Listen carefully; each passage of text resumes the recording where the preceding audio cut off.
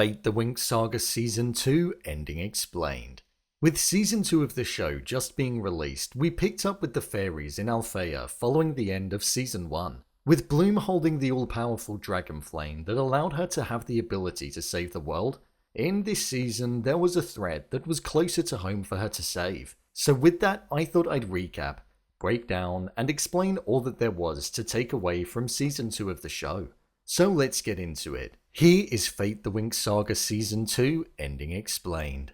Just to let you know, this video will contain spoilers. Season 2 of the show started off by leading us down one path, and then halfway through the season it twisted it on its head. We saw the relationships that were underway, Winx were all still together, and the resentment towards Rosalind was present due to her killing Dowling at the end of Season 1, and the Academy now becoming a policed state where nobody was allowed to do as they pleased, and there were more rules and boundaries when compared to before. This tied into what we saw at the end of the season, where we saw that Dowling believed that you needed to channel both positive and negative emotions, whereas Dowling always tried to use positive and Rosalind used negative, showing the difference between the pair. However, what was really needed was both of them combined. There were fairies that were going missing from the school, and they were either being killed or were found to have no powers, and the students believed that it was Rosalind who was behind all of it, as they thought that she was channeling their powers to become the strongest of them all. However, halfway through the season, we saw that that actually wasn't the case.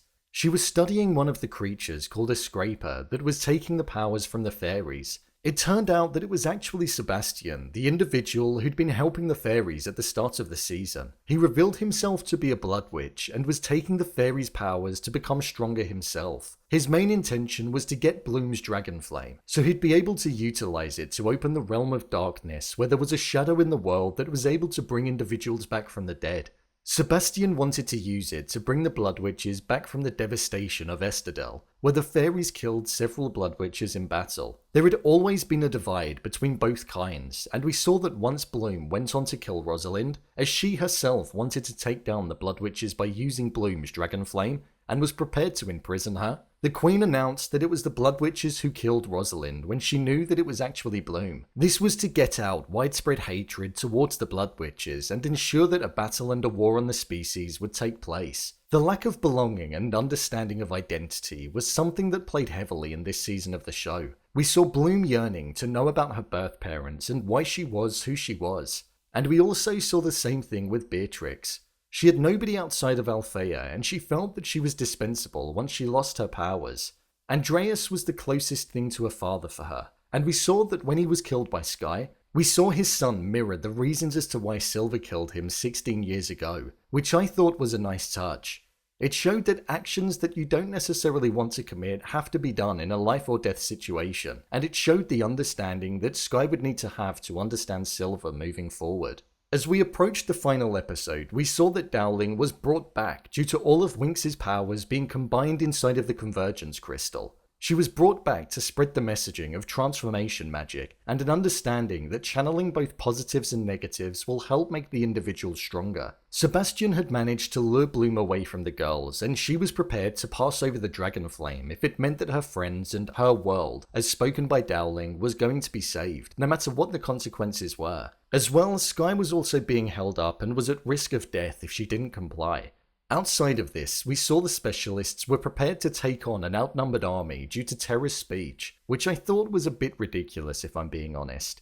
Especially when a few minutes later, Aisha mentioned how they were outnumbered as if it was a concern. They were supposed to be waiting for the Solarians to turn up to aid the battle, but they never did, and it was never mentioned. Beatrix had been doing all that she could to survive throughout the season, and that meant switching sides from the fairies and the Blood Witches several times in the hopes of getting her powers back, but also finding out some information about her past. And it turned out that she did have two siblings, which it does look as though Stella is going to set off to find in Season 3 of the show, as she had the names on the piece of paper that we saw Sebastian give Beatrix earlier on in the finale. Beatrix was killed by Sebastian, due to the fact that when Bloom was transferring the dragon flame into the Convergence Crystal so Sebastian would be able to receive it, she shocked Sky, leading us to think he was dead, which then caused the crystal to drop on the floor and smash, even though he wasn't killed, leading Sebastian to be outraged. We then saw all of the other girls join around Bloom as Stella had been using her invisibility powers to sneak them in, and they all teamed up to take down Sebastian, which I have to say was a little anticlimactic. I don't know why they didn't just do this earlier on,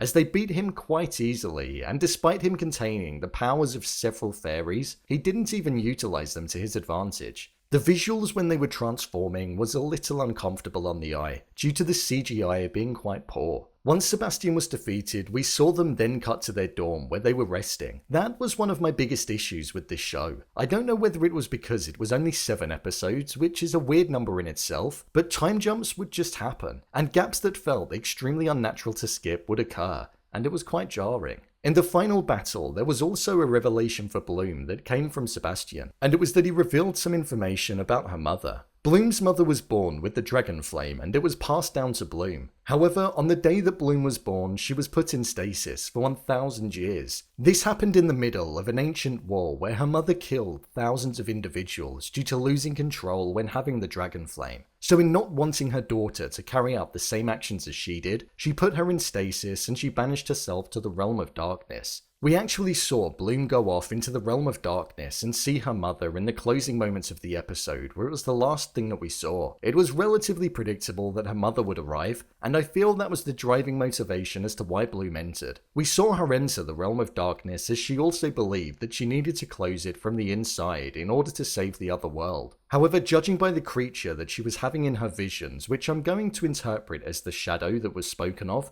it now looks as though it's made its way into the other world, and it could now well be in danger already, as it looks as though Beatrix could be revived from the dead. We saw Musa put on the equipment, which meant that her powers were rendered non-existent, due to the fact that she had a hard time listening to everybody's thoughts, and would rather be a specialist. We had Aisha meeting with Grey by the river they used to swim in, despite him betraying them all and being a blood witch. Terra was in a relationship with Kat after coming out, Stella was setting off to look for Beatrix's 2 sisters, and Flora had scars upon her which could potentially lead to something a little more in the next season. Darkness certainly hasn't gone, and the other world looks as though it's in more danger than what it was in when we first arrived at the start of season 2. I thought this second season of the show was pretty weak. There were plot holes, time jumps, scenes that felt a little out of place, and CGI that was questionable. Everything felt a little inconsequential, despite there being a lot at stake. And there were also things that just outright confused me. Sam was never mentioned after leaving, despite the fact that Rosalind was the issue. So once she was taken out, her father and him could have potentially returned. Silver was just accepted and was prepared to go back, without any issues, despite being beaten and imprisoned and sent to exile. Sebastian was extremely easy to defeat despite being made out to be a strong villain, and the specialists who were selectively chosen and not just picked from the streets were walking into a battle where they were severely outnumbered because a fairy gave a motivational speech. There were many things that I questioned throughout, but I stuck with it nonetheless. It's certainly not the best thing that I've watched in a while, but it's down to you if it's something that you want to give a try. So, there you have it. Fate the Winx Saga Season 2, Ending Explained. If you want to see more videos such as Endings Explained, theories and predictions, and character breakdowns, then click on the I button. Or alternatively, you can head over to my channel where you'll find them all. If you want to give me a show or movie that you'd like me to review, then head over to my Twitter, @BrainPilot_, and tweet me what show or movie you'd like me to review next. And finally, if you'd like to see what I rate the latest movies that don't quite make the cut to getting a dedicated video, then head over to my Letterboxd profile. It's where I rate the latest releases in real time. What did you think of Season 2? Leave a comment down below, and don't forget to subscribe. I'll see you next time.